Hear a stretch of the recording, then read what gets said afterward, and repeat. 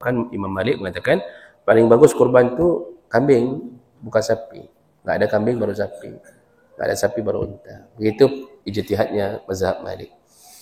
Sedangkan mazhab selain Malik, Syafi'i, Maliki dan Hanafi itu berkebalikan. Yang paling bagus kurbankan adalah unta. Tak ada unta, sapi. Tidak ada sapi, baru kambing.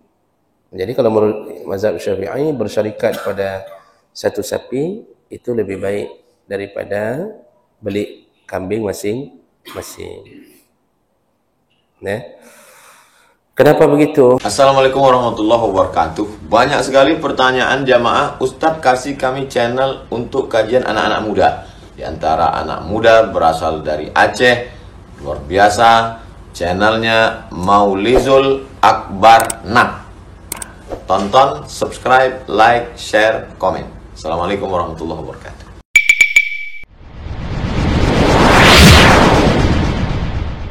Assalamualaikum warahmatullahi wabarakatuh. Alhamdulillah rabbil alamin. Wa bi ni'matihi tatimmu as-shalihat. Asyhadu an la ilaha illallah wahdahu la syarika lah. Wa asyhadu anna Muhammadan 'abduhu wa rasuluhu karim. Allahumma salli wa sallim ala nabiyyina wa sayyidina al-Mustafa Muhammadin wa ala alihi wa ashabihi ajma'in. Amma ba'd. Rabbi shrah li sadri wa yassir li amri wahlul 'uqdatam min lisani yafqahu qawli. Segala puji bagi Allah, kemuliaan salawat dan salam pada Rasulullah, pada keluarga dan seluruh sahabat-sahabatnya. Bapak Ibu jamaah salat subuh yang Allah muliakan insyaallah. Di pertemuan kita yang lalu kita sudah membahas tentang kemuliaan orang berkorban, lalu hukum berkorban, bahwa berkorban itu sunnah muakkad. Imam Hanafi mengatakannya wajib. Selain Hanafi, sunnah muakkad dan makruh meninggalkan korban bagi yang mampu. Dalam setiap rumah tangga, dalam setiap kakak, hendaknya ada satu yang berkorban setiap tahun. Kemudian yang disebut mampu, yaitu orang-orang yang mempunyai harta untuk membeli seekor binatang kurban dan masih punya uang sisa untuk bisa hidup sampai hari tasyrik yang terakhir. Itu kategori yang disebut mampu dalam berkorban. Jadi bukan masih bisa hidup sampai habisnya bulan Zulhijjah, tapi masih bisa hidup sampai hari tasyrik, yaitu hari ke-13 Zulhijjah. Masih bisa hidup. Kalau masih bisa, maka dia termasuk kategori mampu. Orang-orang yang seperti ini tidak juga berkorban, terkena ancaman Nabi, yaitu barang siapa yang sudah punya kelapangan harta, lam yudahi, tidak juga berkorban, fala yaqrabanna musallana, jangan dekat-dekat dengan musalla kami. Jadi Nabi benci, Nabi tidak suka kepada yang sudah punya gaji, yang sudah punya harta, simpanan banyak, tapi kurban tak ada. Nabi benci, Allah benci. Kalau Allah sudah benci, dicabut keberkahan hidup dan harta. Itu efek tidak berkorban bagi yang mampu. Baik, kita lanjutkan. Kita selesaikan pada subuh hari ini perkara-perkara penting seputar masalah kurban. Berikutnya yaitu syarat-syarat sahnya kurban. Syarat sah kurban itu adalah syarat yang menyebabkan kurban kita diterima. Apa saja syaratnya? Yang pertama, Binatang yang dikurbankan tidak boleh ada aib. Ya, binatang yang dikurbankan tidak boleh ada aib. Apa saja aibnya yang tidak boleh? Ada 4 aib tidak boleh ada pada binatang kurban. Yaitu yang pertama, al-aura. Berdasarkan hadis Nabi ini, Nabi langsung yang mengatakannya, tidak sah kurban kalau binatang kurban itu buta. Ya, tidak sah kurban kalau buta. Benar-benar buta. Makanya yang rabun tidak mengapa. Kemudian al-arja, pincang. Tak boleh beli binatang kurban yang pincang. Kemudian al-marad atau al-maridah, yaitu yang sakit-sakitan, sakit-sakit berat. Kemudian al-ajfa, yaitu yang terlalu kurus. Jadi jangan sampai panitia membeli yang kurus hanya gara-gara dimurahkan harganya. Ukuran kurus adalah allati la tungti, yaitu sampai nampak tulang rusuknya. Tulang rusuk binatang kurban itu nampak. Itu enggak sah kurban. Jadi itu semua menjadi aib yang utama. Selain daripada itu, kalau ada kejanggalan-kejanggalan seperti patahnya tanduk, atau robeknya telinga, atau tanggal gigi, atau kuku terbelah, ada sedikit-sedikit mungkin borok pada binatang kurban, ada panunya, ada kurapnya, itu semua makruh.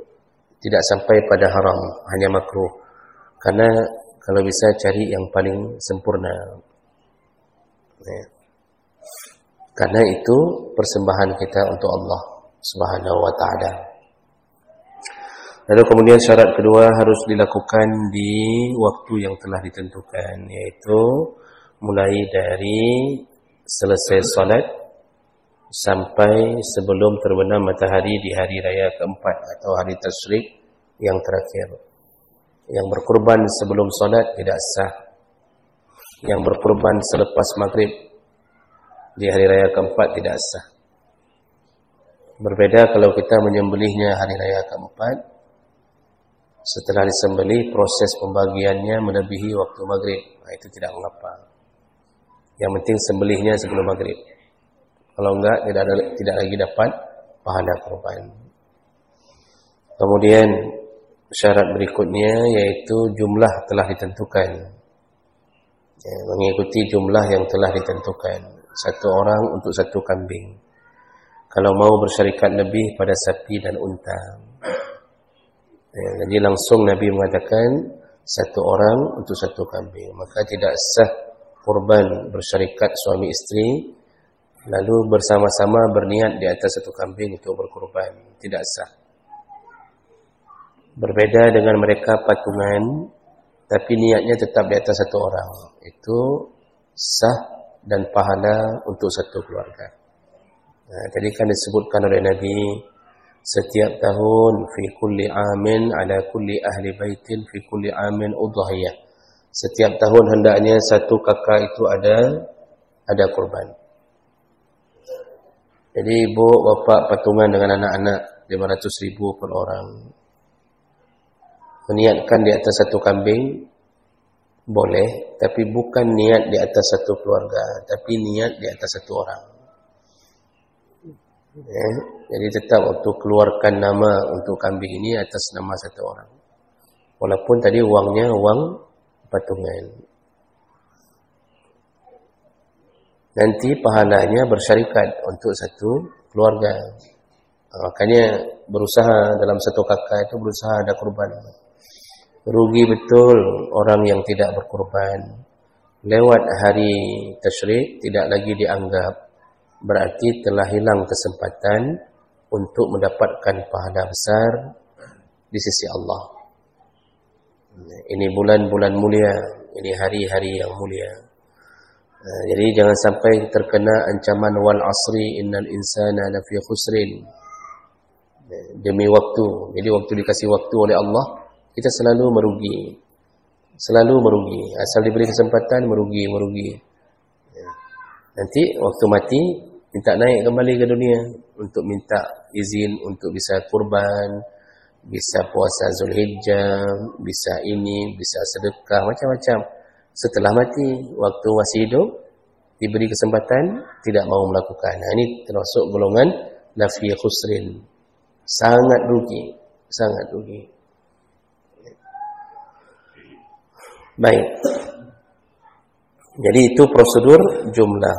Maka satu sekolah berkorban sampai 700 siswa, mengumpulkan dana dari anak-anak per orang sampai 100.000, lalu mengumumkan bahawa sekolah ini ada kurban, itu bohong belaka. Itu bukan kurban. Mana ada kurban 700 orang bersyarikat pada satu sapi. Bangai itu. Itu bukan kurban. Jadi sekolah-sekolah tidak usah terlalu antusias mengumpulkan uang pada anak-anak. Yang ada cuma capek wali muridnya aja. Di antara wali murid ada yang memang golongan orang yang terima kurban, bukan orang kurban. Golongan orang terima kurban. Datang kita buat surat edaran, setiap wali murid diminta untuk berkurban 100.000. Apa bangai mandum guru hinan? Ya. Apakah semuanya bangai? Itu bukan kurban. Jadi harus diingatkan kepada kepala sekolah, Pak, enggak usah buat kayak gini, enggak ada manfaatnya. Oh, membuat anak-anak belajar kurban. Kalau mau belajar kurban, kumpul 7 orang guru-guru. Biar anak-anak lihat, guru-guru ada kurban 7 orang. Untuk satu sapi. Jadi bukan satu sekolah kita kumpulkan untuk kurban. Sama juga, setiap uang, setiap kurban yang dikeluarkan bukan oleh pemilik kurban, maka tidak dianggap kurban. Maka kurban dari wali kota, kepala dinas diberikan ke kampung-kampung, lalu mengatasnamakan wali kota. Uang APBD. Maka yang masuk surga adalah APBD. Ya. Orangnya enggak masuk surga dan enggak dapat pahala. Jadi memanfaatkan nama perusahaan, memanfaatkan kantor untuk berkurban. Selama bukan kita yang mengeluarkan kurban, maka ke kita enggak balik apa-apa.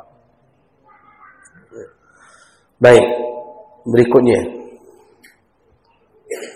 Apa hukumnya berkurban untuk jamaah haji? Nah, bagi yang berhaji, apakah disunnahkan kurban atau tidak? Menurut mazhab Hanafi, kurban itu tidak disunnahkan bagi musafir. Maka oleh karena itu, jamaah haji dianggap musafir. Mazhab Hanafi mengatakan enggak ada sunnahnya jamaah haji berkurban. Itu menurut Hanafi. Mazhab Maliki mengatakan disunnahkan kurban kepada selain jamaah haji. Jadi jamaah haji juga tidak disunnahkan berkurban. Karena jamaah haji banyak di sana nanti yang bukan berkurban tapi melakukan al-hadiyu. Al-hadiyu itu persembahan untuk kota Mekah, atau kalau jamaah hajinya terkena dam seperti haji tamattu' dan qiran, ya itu harus bayar dam. Jadi menurut Hanafi dan Maliki tidak perlu tidak perlu berkurban lagi. Kemudian menurut Syafi'i dan Hambali tetap sunnah jamaah haji melakukan kurban. Nah, jadi Syafi'i dan Hambali yang menyunnahkan jamaah haji tetap disunnahkan berkurban.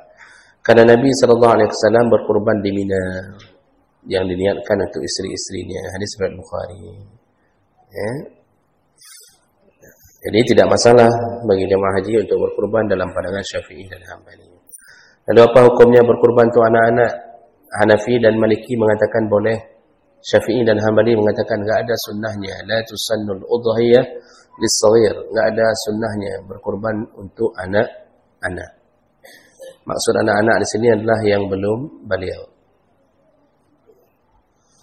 Ini kadang-kadang kita memindahkan nama kurban kita kepada si bayi.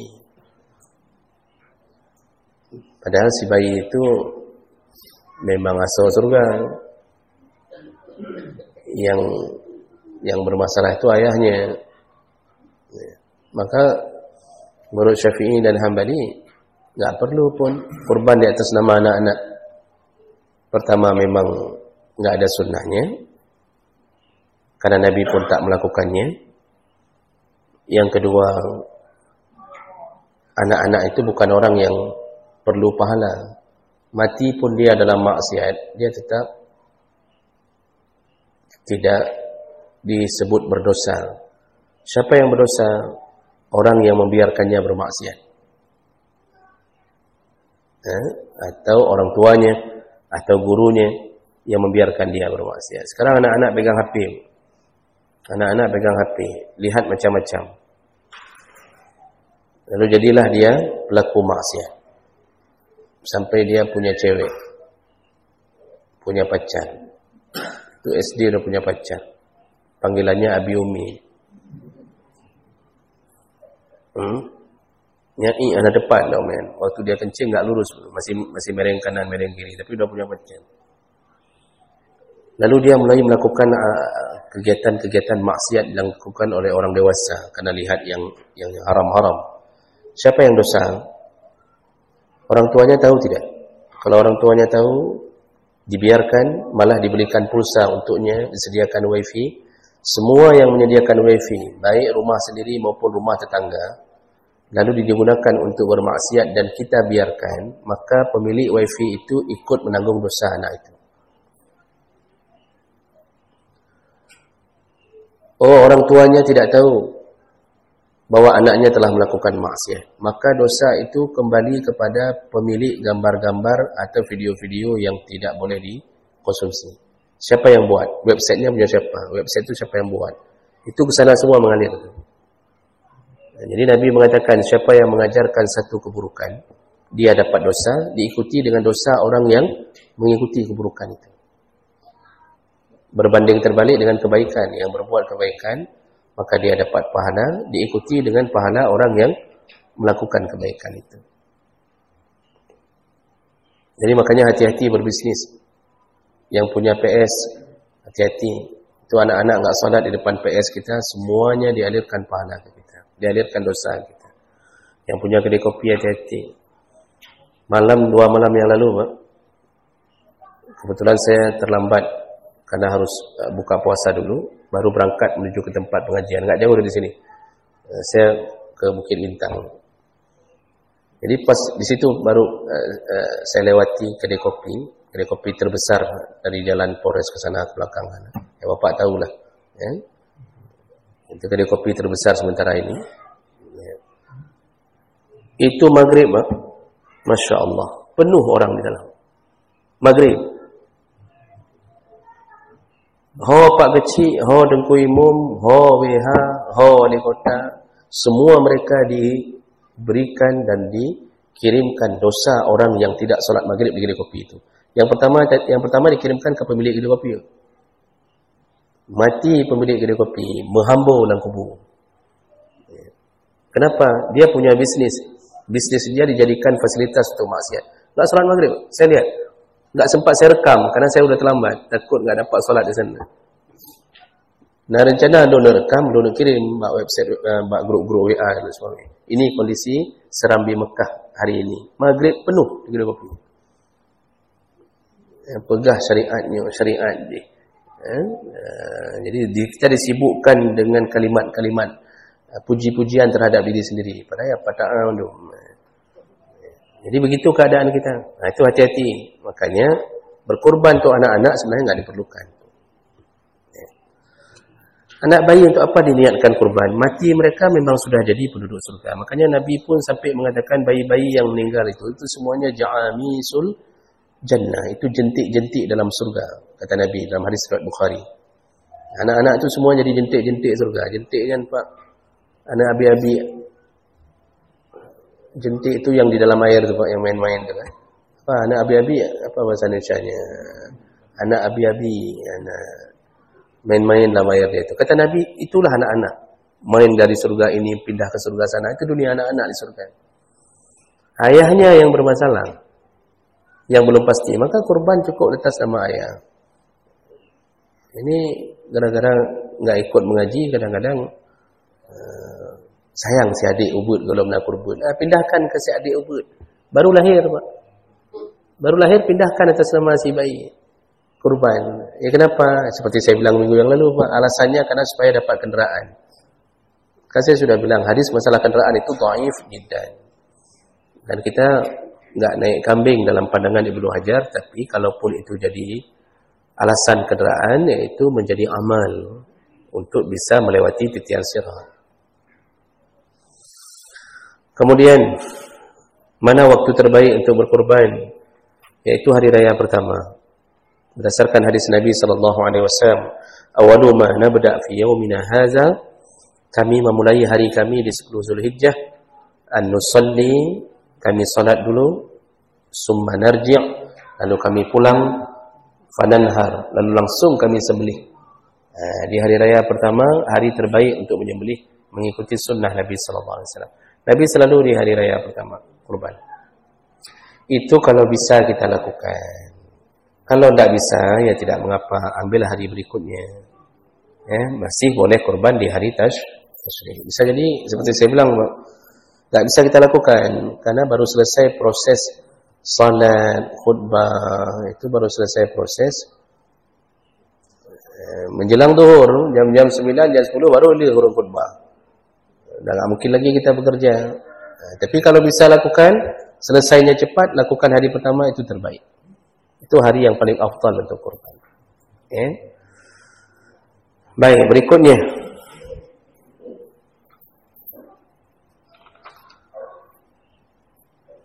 Hewan yang terbaik untuk dikurbankan. Nah, mana yang lebih baik? Bersyarikat pada satu sapi atau beli kambing masing-masing? Kan ada pertanyaan, mana lebih baik kita 7 orang bersyarikat pada satu sapi atau masing-masing satu kambing? Ini ranahnya ranah ijtihad. Karena dua-dua binatang itu sah.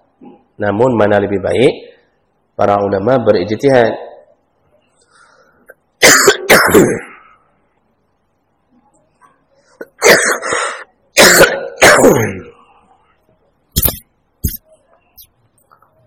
Yang pertama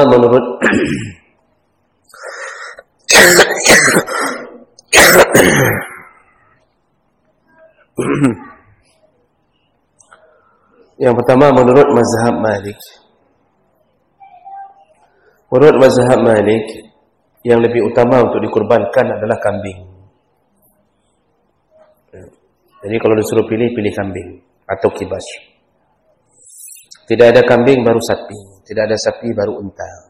Itu versi mazhab Malik. Kenapa begitu? Karena mazhab Malik beralasan, pertama, nadran li tayyibil lahm.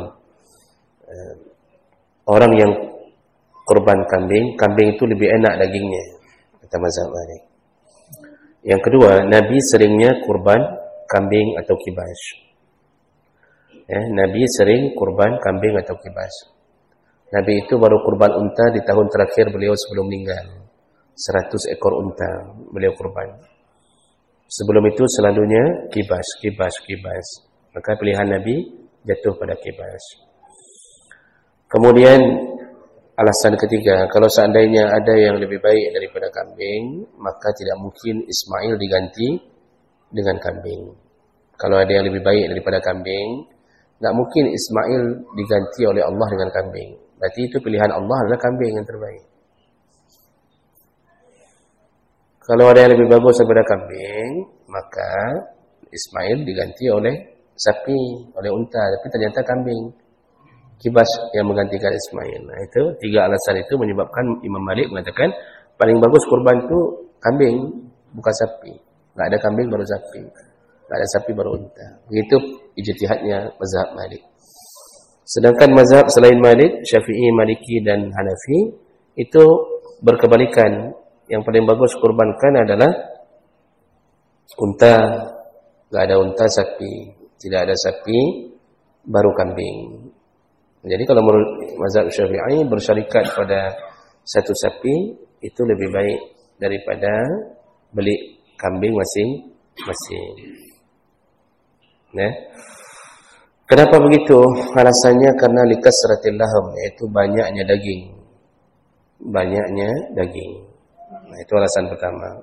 Karena banyak daging, muncul alasan kedua, lebih mudah dan lebih bermanfaat kepada fakir miskin. Jadi kalau kambing kan banyak tulang. Kalau sapi banyak daging, lebih mudah dibagi dan lebih bermanfaat pada fakir miskin. Yang ketiga, dikiaskan oleh mazhab Syafi'i, Hambali dan Hanafi kepada pahala terbesar bagi yang mereka solat Jumat yang datang di jam pertama, dapat pahala seperti menyembelih seekor unta, jam kedua seperti menyembelih seekor sapi, jam ketiga kambing, jam keempat ayam, jam kelima telur ayam. Itu kata Nabi dalam hadis. Maka menurut hadis itu pahala terbesar adalah yang pergi Jumat di jam pertama dapat pahala seperti menyembelih seekor unta. Jadi maksud Imam Syafi'i, kalau ada yang lebih bagus daripada unta, kalau seandainya kambing lebih bagus daripada unta, nggak mungkin unta duluan yang disebutkan pahala terbesar. Begitu. Jadi intinya apa ini, Pak? Dua-duanya boleh kambing, boleh sapi. Dua-duanya baik. Yang nggak baik, yang nggak kurban. Ya. Sertifikasi ada, tunjangan dapat, uang gaji 13 masuk, tapi kurban nggak ada. Itu yang nggak baik, makruh. Berikutnya, ini kita ambil yang poin-poin penting. Di antara semua jenis kambing, mana yang terbaik? Al-kibas. Kibas yang terbaik di antara semua jenis kambing. Karena kambing itu kan macam model, ada yang bentuknya biri-biri, yang rambutnya keriting-keriting, boleh keriting-keritingnya menjeung. Kalau kibas itu kan jenis domba, punya bulu tapi lebih lebat daripada biri-biri. Kemudian ada dha'nu, dha'nu itu kambing Jawa, macam-macam model kambing, tapi yang terbaik adalah kibas.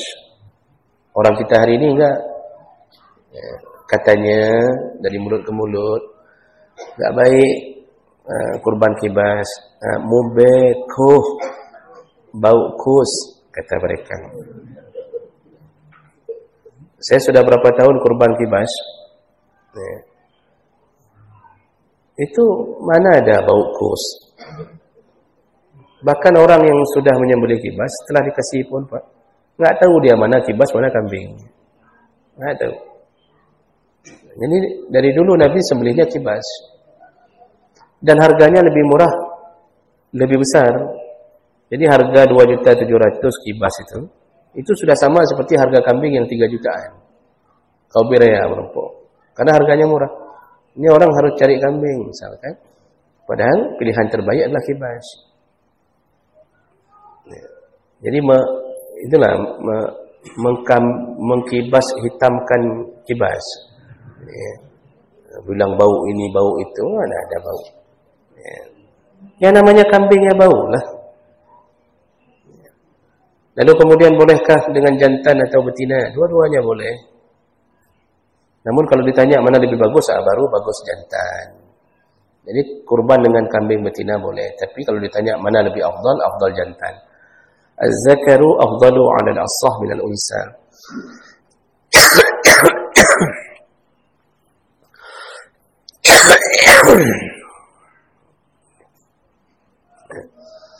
Jadi nggak benar kalau ada yang mengatakan nggak boleh kambing betina atau sapi betina, nggak sah. Jadi sampai segitunya dia benci ke perempuan, sampai ke kambing inang nggak boleh.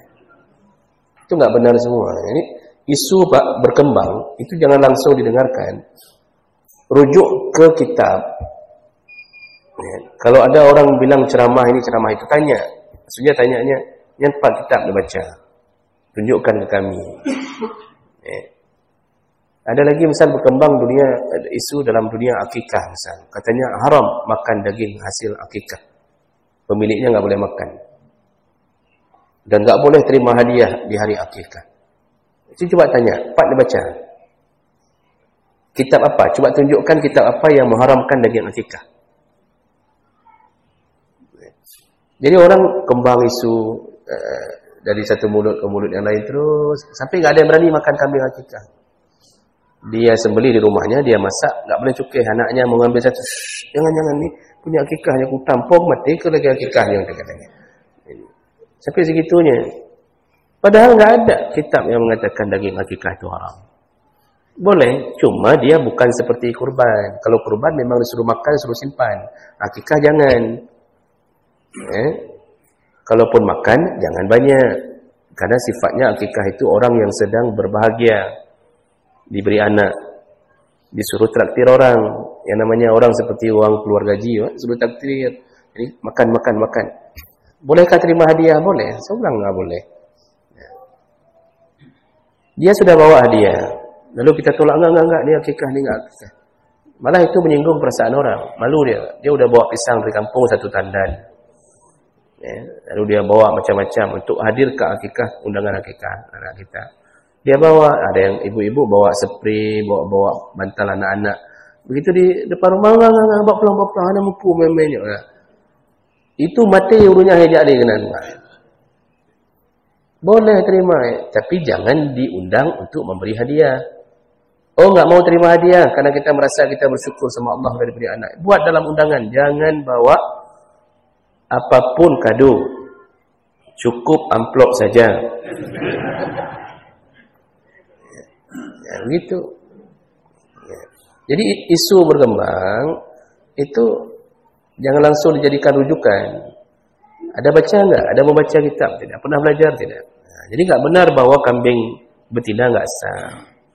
Kenapa kambing jantan lebih utama? Karena dagingnya lebih baik. Lahmuhu atyab. Ya, karena dagingnya lebih baik. Maksud lebih baik ya karena wajarlah. Jantan itu kan banyak duduk-duduknya dalam dunia binatang. Dalam dunia binatang. Bukan dunia kita, Pak. Ya, dalam dunia binatang itu yang paling capek itu yang betina. Yang cari rezeki betina. Yang PNS betina. Dalam dunia binatang ni. Nah, nanti yang melahirkan juga betina. Yang dimakan sama harimau juga betina. Capek hidup betina tu dalam dunia binatang. Makanya dagingnya kurang lezat, capek. Makanya bapak ni, ya, kalau seandainya kita banyak capeknya, daging kita kurang lezat. Ya. Ibu-ibu kan capek, makanya pakan urinang lebih bagus tuha daripada uragam. Karena capek. Suami umur 40, isteri umur 25, kan beda 15 tahun. Itu tinggal 2 tahun aja udah seimbang tuh. Kenapa capek? Capek di rumah, capek melahirkan, sesar dah 5 kali, kemudian belum lagi uang belanja nggak dikasih lebih, kan capek. Ya, makanya begitu kehidupannya. Tapi tadi saya mau bilang dalam dunia binatang. Kemudian, bolehkah kambing gasi, kambing kebiri digunakan untuk kurban? Boleh. Kambing dikebiri boleh. Dan itu enggak dianggap cacat. Ya. Malah mazhab Hambali mengatakan, ya, al-khasyu afdalu minan na'jah. Yang dikebiri malah lebih baik daripada yang tidak dikebiri. Kenapa? Karena lahmuhu awfar wa atyab. Daging dikebiri, yang binatang dikebiri itu lebih awfar, lebih segar, wa atyab, lebih baik. Kenapa daging kambing dikebiri bisa lebih baik Pak atau sapi dikebiri? Ya, karena dia enggak mikir lagi dunia. Ya, sudah dikebiri, dia kan sudah sufi betul tu hidupnya, tawakal betul sama Allah itu. Enggak ada rencana kahwin lagi, enggak ada rencana itu. Selingkuh enggak ada rencana. Ini enggak ada rencana lagi. Udip betul-betul sufi betul tu kambing-kambing macam ini. Ya, kerja dia cuma zikir salawat itu saja. Enggak ada nafsunya lagi. Nah, makanya dagingnya berkembang dengan baik. Nah, kita yang banyak pikiran nafsu-nafsu sehingga kurang baik. Nah, jadi boleh. Enggak benar kalau yang mengatakan hanjut, kambing kasih hanjut. Mazhab Hambali malah mengatakan lebih bagus. Cuma mazhab yang lain mengatakan yang tidak dikebiri lebih bagus daripada yang dikebiri. Jadi beda-beda pandangan saja. Lalu kemudian warna terbaik yang mana? Nah, ini panitia kalau sebelum beli itu sampai warna diatur oleh para ulama. Kenapa diatur sampai warna? Karena ini hadiah ini untuk Allah, bukan untuk orang biasa ini yang kita persembahkan ini. Maka disuruh cari yang terbaik karena Allah sudah mempersiapkan yang terbaik untuk kita, yaitu surganya. Maka cari yang terbaik, jangan asal-asalan. Warna pun diatur. Warna ini berdasarkan dalil-dalil dari Nabi waktu mau berkurban. Warna terbaik binatang kurban adalah al-bayda, cari yang putih. Ya, jadi cari yang putih. Kalau sapi putih, kambing putih. Nggak ada yang putih safra, cari yang kuning. Tidak ada kuning afra, cari yang abu-abu. Tidak ada yang abu-abu, cari al-hamra, merah kecoklat-coklatan. Nggak ada hamra, cari yang balqa, yaitu belang-belang. Bercampur-campur warna hitam, putih. Itu pilihan kelima. Nggak ada juga baru boleh ambil yang sauda, hitam kelet. Jadi binatang kurban yang hitam itu pilihan terakhir. Kita kadang-kadang aneh juga. Beli kambing atau beli sapi, cari yang hitam dulu. Padahal dalam fikih hitam itu di nomor terakhir pilihannya. Karena kenapa? Nabi itu selalu berkorban dengan yang putih. Dia cari dulu yang paling putih.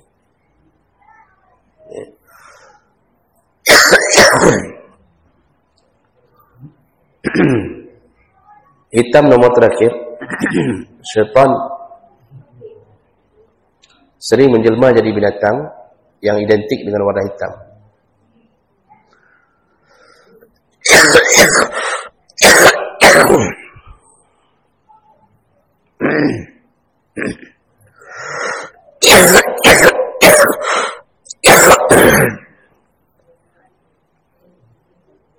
Coba lihat hadis tentang saf salat yang renggang. Itu hadisnya hadisnya mengatakan saf salat kalau renggang maka akan masuk syaitan ke tempat yang renggang itu berbentuk anak kambing hitam. Syaitan itu suka menjelma dari binatang hitam. Makanya dalam hadis pun syaitan itu menjelma jadi ular hitam, jadi anjing hitam, kucing hitam. Ini termasuk salah satu tinjauan kenapa binatang yang warna hitam jangan didahulukan. Dan ini hanya berlaku pada dunia kurban, tidak berlaku pada proses pemilihan jodoh. Jadi ibu-ibu jangan mengira bahwa suami yang putih lebih baik daripada suami yang kuning. Kalau nggak ada suami yang kuning, suruh cari suami yang abu-abu. Nggak ada yang abu-abu, suruh cari yang merah coklat-coklatan. Itu nggak berlaku. Itu apa suami putih kalau dompetnya hitam? Lebih bagus suami hitam tapi dompetnya putih. Juga nggak berlaku memilih istri. Memilih istri harus putih, kalau nggak ada baru kuning. Kalau sudah kena yang kuning berarti dia terkena penyakit kuning. Jadi itu nggak berlaku. Ini hanya berlaku pada kurban. Karena ukuran manusia adalah hati. Banyak orang yang hitam tapi hatinya putih. Bila dirabah hitam, hatinya putih. Banyak orang putih kadang-kadang hatinya hitam. Yang lebih pada orangnya hitam, hatinya pun lebih hitam. Itu yang pada sekali. Sudah sedikit lagi. Setelah itu kita tanya jawab. Berikutnya itu jadi pemilihannya sampai warna diutamakan.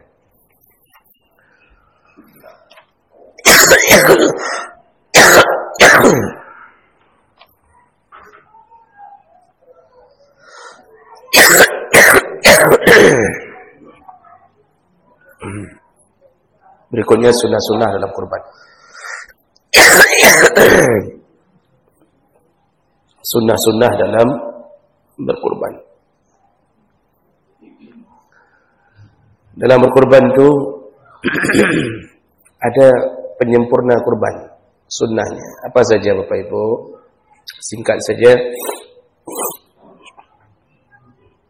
Yang pertama adalah disuruh muliakan binatang kurban itu. Disuruh perlakukan dengan baik. Disuruh ikat, diperlakukan dengan baik, jangan dikasari. Jangan ambil susunya, jangan ambil bulu-bulunya, jangan jadikan kendaraan, jangan disuruh bawa barang apapun. Jadi kalaupun ditarik untuk menuju ke tempat penyembelihan, tariklah dengan lembut. Sampai segitunya, disuruh muliakan, karena itu persembahan kita untuk Allah. Ya. Jadi memperlakukan binatang kurban dengan baik.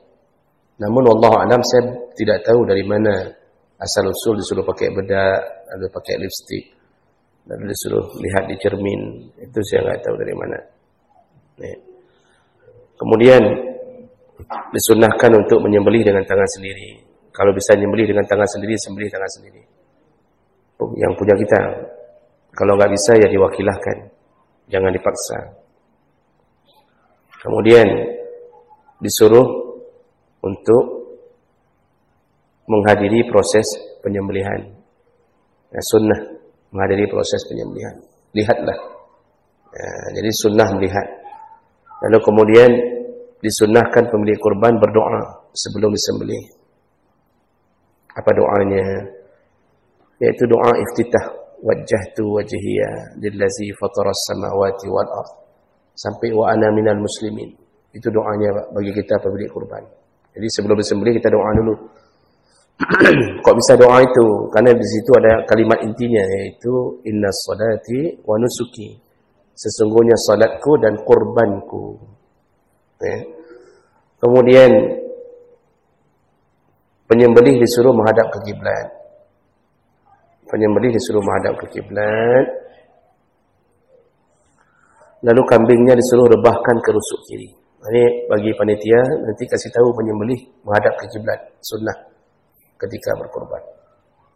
Nanti disuruh jatuhkan binatang korban ke rusuk kiri dan disuruh juga hadapkan ke kiblat. Lalu kemudian disuruh tajamkan pisau setajam-tajamnya. Lalu kemudian barulah disembelih. Nah, ketika disembelih disuruh baca zikir, yaitu bismillahi Allahu akbar, Allahumma taqabbal minni. Bismillah Allahu akbar, ya Allah terimalah dariku. Itu kalau nyembelih sendiri. Kalau nyembelih orang nyembelih dia membaca bismillahi Allahu akbar, Allahumma taqabbal min fulan. Ya Allah terimalah dari fulan. Nah, begitu. Sebutkan nama pemiliknya. Kemudian setelah disembelih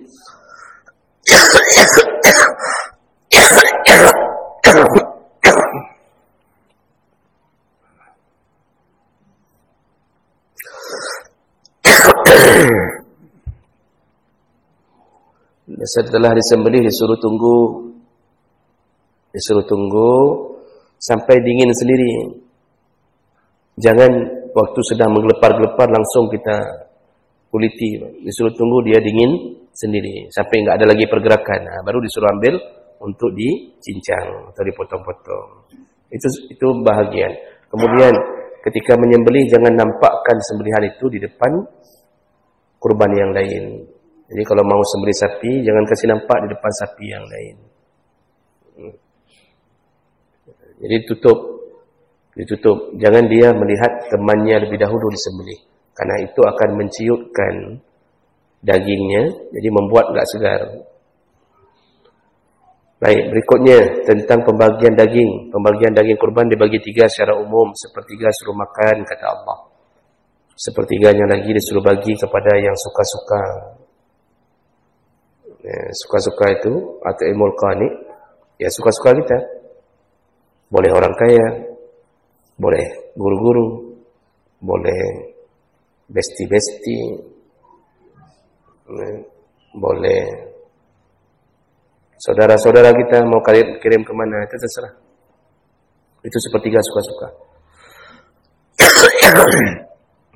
Kasih ke ustaz, berdua. Termasuk sepertiga itu yang ditanya dalam banyak pertanyaan, bolehkah kasih ke panitia untuk makan-makan di hari penyembelihan? Boleh, diambil dari sepertiga yang suka-suka. Karena suka-suka itu enggak dibatasi, Pak. Enggak dibatasi, suka-suka. Nah, cuma panitia bergerak harus izin dari pemilik kurban. Jadi panitia harus tanya dulu Kiban. Jid, cok macam siapa untuk kita masak, untuk kita makan ini. Nah, begitu dibilang mana masalah cok juga. Nah, itu sudah ada izin tu, dah aman. Ambil sedikit-sedikit semuanya untuk dimasak. Itu dapatnya dari sepertiga suka-suka. Nah, kemudian wal mu'tar sepertiga lagi baru untuk fakir miskin. Nah, itu yang enggak boleh ganggu. Ya, sepertiga lagi baru. Jadi kalau kita pikir-pikir 2/3 diberikan hak untuk kita sendiri. Artinya sepertiga untuk makan, sepertiga lagi untuk suka-suka kita, sepertiga lagi untuk fakir miskin.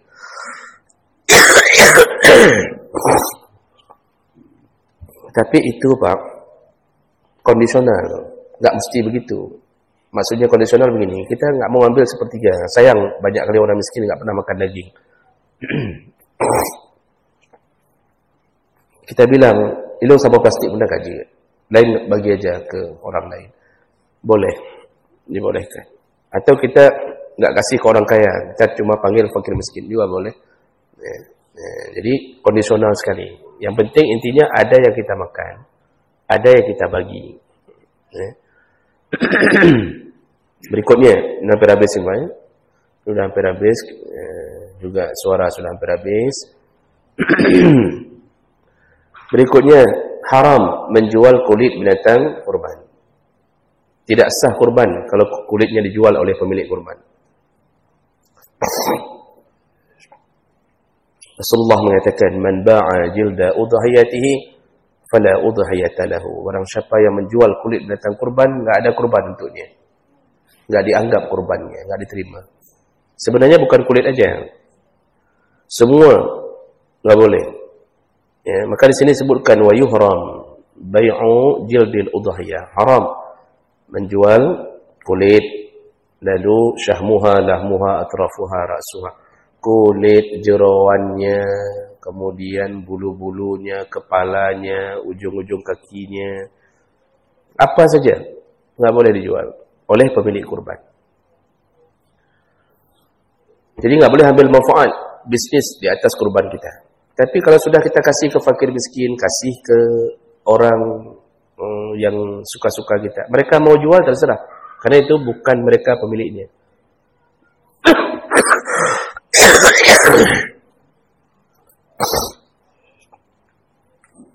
Jadi kalau mau dijual oleh panitia boleh, tapi syaratnya pemilik kurban sudah kasih bentuknya pemberian ke panitia. Ya. Kan kemarin ada pertanyaan, boleh enggak memberi ke panitia 1 plastik atau 2 plastik misal? Boleh, itu termasuk yang suka-suka, tapi syaratnya bukan membayar kerja panitia. Jangan diniatkan membayar untuk kerja. Ya. Tapi itu pemberian. Nah, jadi boleh enggak memberi kulit kepada orang yang menyembelih? Kita beri kulit, boleh enggak? Boleh. Kalau bentuknya pemberian, bukan untuk membayar ongkos menyembelih. Lalu si penyembelih setelah dapat kulit dari kita, dia jual, terserah dia. Karena yang enggak boleh adalah pemilik kurban yang enggak boleh untuk menjual. Ya. Enggak boleh juga membayar penyembelih atau orang yang bekerja dengan daging atau apa saja dari binatang kurban, enggak boleh. Jadi harus kasih uang khusus. Ali bin Abi Thalib mengatakan dalam hadis yang sahih, nahnu nu'tihi min indina. Kami dulu di masa Rasulullah membayar penjagal dengan uang kami sendiri. Enggak boleh diambil dari binatang kurban. Jadi enggak boleh ongkos bayar kasih kulit, ongkos bayar kasih daging, enggak boleh. Lalu, jadi untuk apa juga kulit itu boleh digunakan, dimanfaatkan, silakan. Boleh dimanfaatkan. Yang untuk apa aja terserah. Ibu-ibu membuat apa? Dulu Aisyah membuatnya tempat minum as-saqa. Aisyah mengambil kulit binatang kurban, dia buat tempat minum musafir. Ya, tempat minum musafir kalau pergi jauh itu dari kulit binatang kurban dia. Ibu-ibu hari ini mau buat apa dengan kulit itu? Minta, pemilik boleh minta, abah kelung tentang kulit. Oh, mau buat kerupuk, kuat, boleh. Dimakan sendiri boleh. Mau dimanfaatkan untuk perabotan rumah boleh.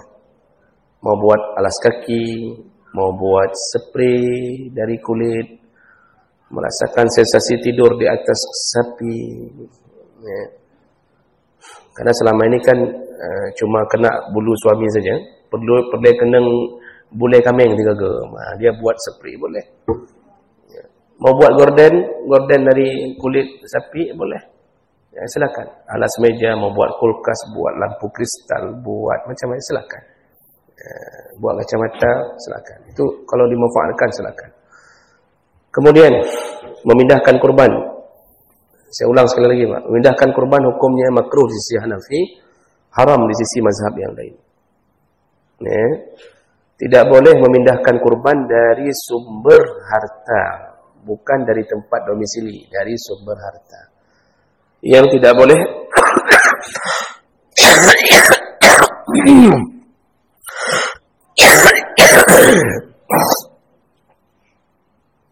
tidak boleh melebihi jarak, boleh qasar salat. Tidak boleh melebihi jarak, boleh qasar salat. Jarak boleh qasar salat berapa? 89 atau 90 km. Jadi maksudnya di sini 3 mazhab. Kalau Hanafi makruh.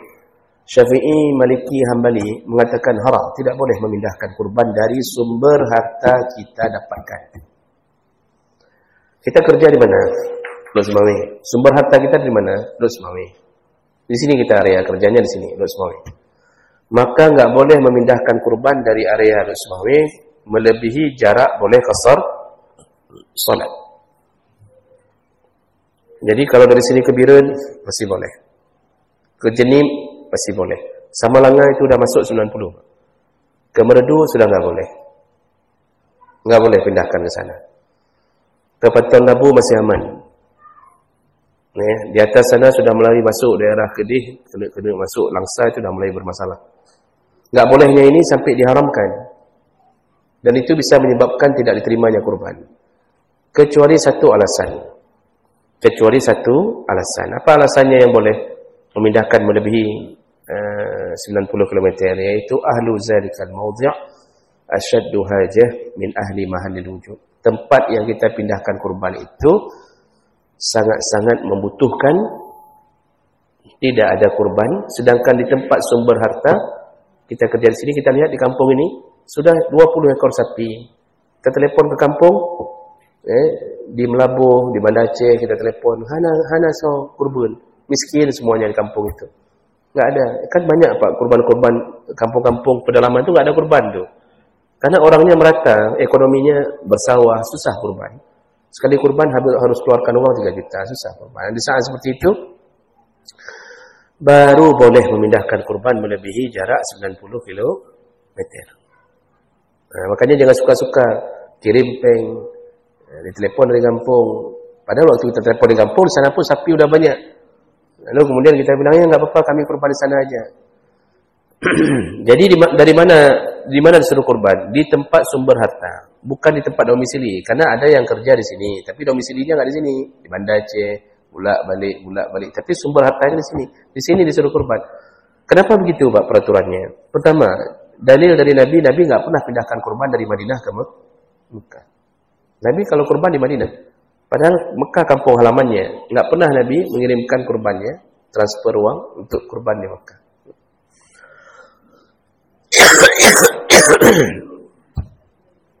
Dan sahabat-sahabat pun enggak pernah memindah-mindahkan kurban.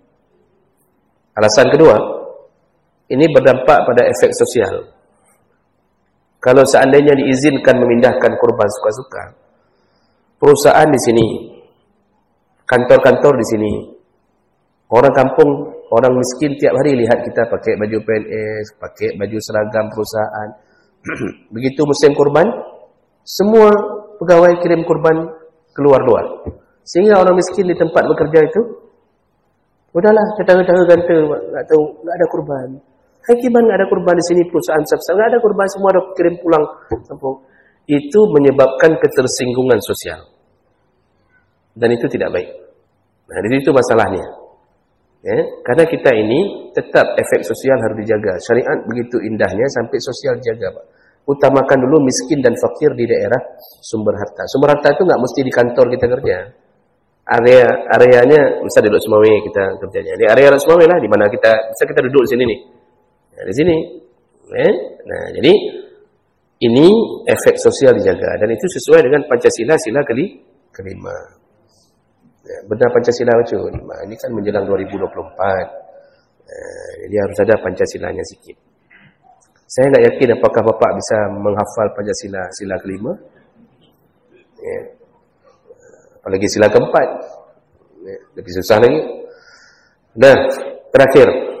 Jadi jangan pindahkan kurban. Oh ya. Itu enggak boleh pindah kalau sebelum dikurbankan. Tapi kalau sudah dikurbankan, dagingnya kita bawa kemana aja terserah. Sudah dikurbankan, kita peti eskan dagingnya. Oh, me juga. Mau bawa kemana aja terserah. Tapi kalau sebelum dikurbankan, jangan. Makanya aneh ada orang mengiklankan, mari kurban ke Palestina. Ngapain ke Palestina? Kalau mau kasih ke Palestina, jangan kurban. Kasih sedekah, itu nggak ada aturan. Kemana aja boleh. Ini kasih kurban ke Palestina. Sedangkan di miskin kita di kampung tempat kita bekerja, orang miskinnya sudah melebihi orang Palestina.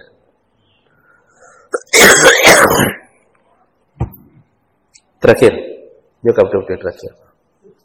Johanna Dayani, cut dengan Johanna Dayani.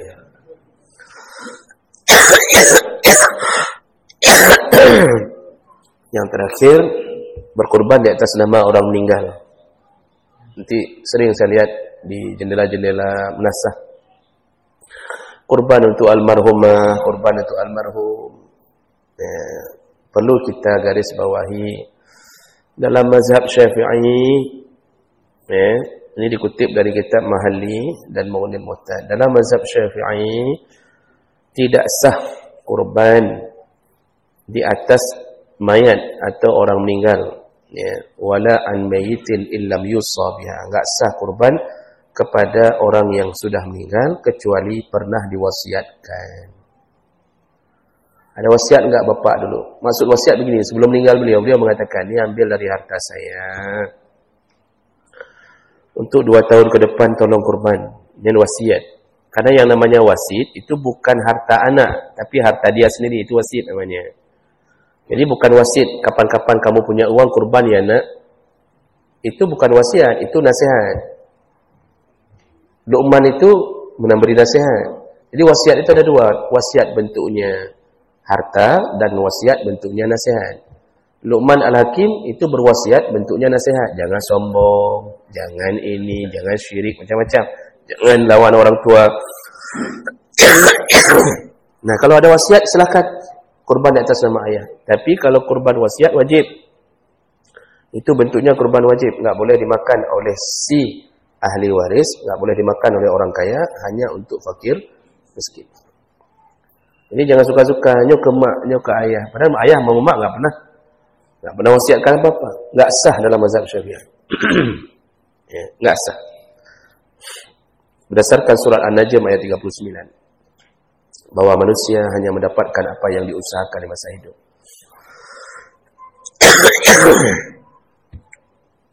Kemudian juga tidak sah kurban di atas nama orang hidup kecuali dengan seizinnya. Enggak sah juga kurban di atas nama orang hidup kecuali dengan seizinnya. Maksudnya kita mau kurban tuh mama masih ada di kampung. Kita enggak kasih tahu, enggak minta izin pun. Kita kurban terus. Habis kurban baru kita bilang sama mama, "Mak ada kurban." Udah kami kurbankan milik semua kemudian atas nama mama. Padahal mama enggak tahu apa-apa. Ini anak termasuk anak berbakti, cuma bangai. Bagaimana dia kurban di atas nama orang lain? Si pemilik kurban enggak tahu apa-apa. Karena kalau sudah menghadiahkan kurban ke orang lain berarti memindahkan hak milik kurban itu. Tapi si pemilik kurban enggak tahu apa-apa. Macam mana mau sah? Maka telepon, "Mak nak kurban bah?" Bilang sama mama, daripada ke kurban kau kirim penuh mentempeng. Ilungkan kompor gas tanam kalau misal. Belum ada kompor gas tanam, kirim aja uang di sini, enggak usah kurban. Ini mama keturunan iblis atau setan misalnya. Jadi Bapak Ibu yang Allah muliakan, itu kalau kurban untuk orang lain yang masih hidup itu harus izin. Kalau untuk meninggal enggak boleh kecuali pernah diwasiatkan. Jadi enggak usah kurban-kurban atas nama orang meninggal. Ini panitia kalau terima bisa dibilang almarhum tanya dulu, ada mengaji subuh enggak? Ada mengaji subuh Sabtu kan? Mazhab Syafi'i mengatakan enggak boleh. Jadi kayak mana? Pakai nama sendiri. Oh sedih, enggak dikirimkan. Siapa bilang enggak dikirimkan? Anak yang berkurban, kalau itu pendidikan dari ayahnya, ibunya, itu semuanya mengalir otomatis. Malah kalau kita niatkan kurban enggak sah, karena kita enggak bisa minta izin sama si mayat untuk berkurban. Dia mengalir otomatis tuh. Kebaikan kita yang dilakukan hasil pendidikan orang tua. Orang tua selalu bilangnya, menyokar raya ke ente, menyokar je ke manusia, kaje ke urang. Waktu itu masih binatang. Menyokar je ke urang, kalau sudah jadi orang, kamu kurban nak. Ya, jangan lupa kurban, banyak-banyak sedekah. Itu semua yang kita lakukan enggak perlu niat, langsung mengalir ke orang tua. Ya. Namun walaupun begitu, ada juga mazhab yang membolehkan kurban untuk orang meninggal, yaitu Hanafi dan Hambali. Kalau Maliki makruh, makruh, tidak disukai kurban atas nama orang meninggal.